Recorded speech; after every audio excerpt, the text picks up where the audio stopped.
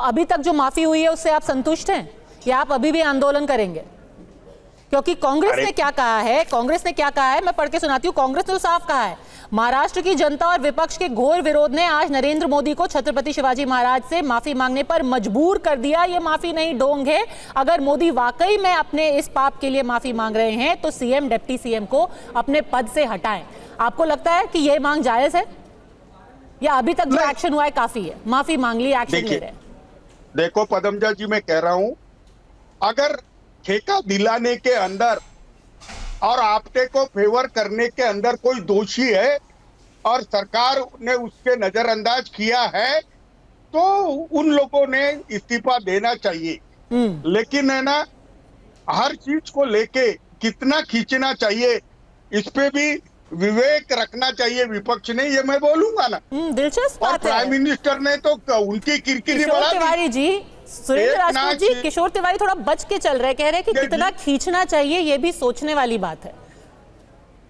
ज्यादा नहीं खींचना चाहिए, बस थोड़ा जांच हो जाए, सबको जो है सजा मिल जाए। नहीं, एक बात मैं बोलूं क्या, बड़े हैं किशोर तिवारी जी, जो कहते हैं वो सोच समझ के। जी आप बोले। बोलिए नहीं, आप बोलिए सुरेंद्र राजपूत जी। मैं 3-4 चीजें बड़ी साफ साफ कहता हूं। किशोर तिवारी जी हमारे वहाँ के वरिष्ठ साथी हैं और किशोर तिवारी जी को महाराष्ट्र की बहुत समझ है।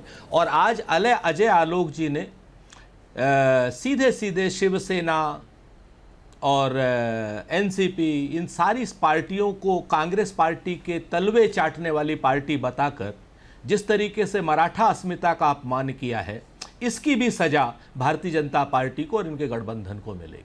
बार बार कहते हैं तलवे, अरे राजनीति में तलवे नहीं चाटे जाते हैं, सहयोगी होते हैं। क्या एकनाथ शिंदे आपके तलवे चाट रहे हैं? हम तो कहते हैं नहीं। क्या अजीत दादा पवार आपके तलवे चाट रहे हैं? हम तो कहते हैं नहीं। या नरेंद्र मोदी जी अजीत दादा पवार के तलवे चाट रहे हैं? कोई 4 दिन पहले तो कहते थे 60,000 करोड़ का आरोपी, हम वो भी नहीं कहते तलवे चाट रहे। ये तलवा चाट राजनीति क्या होती है, मराठा मानुस आपको बताएगा, अच्छे तरीके से बताएगा। आपने जिस तरीके से आज मराठा अस्मिता का अपमान किया है ना अजय आलोक जी, ये भी आप इसके बाद भी आप माफी मांगेंगे। आप इस चीज को याद रखिएगा, ये तलवे चाटने वाली बात। अब आपको मैं इतिहास की 2-3 चीजें बता देता हूं। 1984 के लिए कांग्रेस पार्टी ने 1 बार नहीं 7 बार माफी मांगी, यहां से लेकर कनाडा तक माफी मांगी। हमें माफी मांगने में कोई वो नहीं थी क्योंकि गलत हुआ था। 1975 की इमरजेंसी में इंदिरा गांधी जी ने ऑफिशियल रूप से माफी मांगी थी, हमने उसके बाद माफी मांगी थी। ऐसे कोई दिक्कत वाली बात नहीं। लेकिन हमने जब माफी मांगते हैं तो हम हाथ जोड़ करके माफी मांगते हैं, सर झुका के माफी मांगते हैं। इस तरीके से अहंकारी नरेंद्र मोदी की तरीके से माफी नहीं मांगते हम कि मैं माफी मांगता हूं और सर उनका तना हुआ है आसमान की तरफ। ये माफी होती है, ये चुनावी माफी है। जनता आपको इसमें भी बताएगी और जनता आप तलवे चाटने वाली आपकी जो बड़बोलापन है इस पर भी बताएगी। आपने अभी 1-2 चीजें आपने अभी किशोर जी के लिए कह दी कि साहब उम्र हावी हो गई इतने वरिष्ठ आदमी के ऊपर। अरे भैया, अगर उम्र हावी हो गई, नरेंद्र मोदी के अभी 18 साल के बच्चे हैं, उम्र तो उन पर भी हावी है। अच्छा, व्यक्तिगत टिप्पणी से एक बार कहो, वो भी वृद्ध बुद्धि हो गए। प्लीज आपकी आप नहीं व्यक्तिगत टिप्पणी।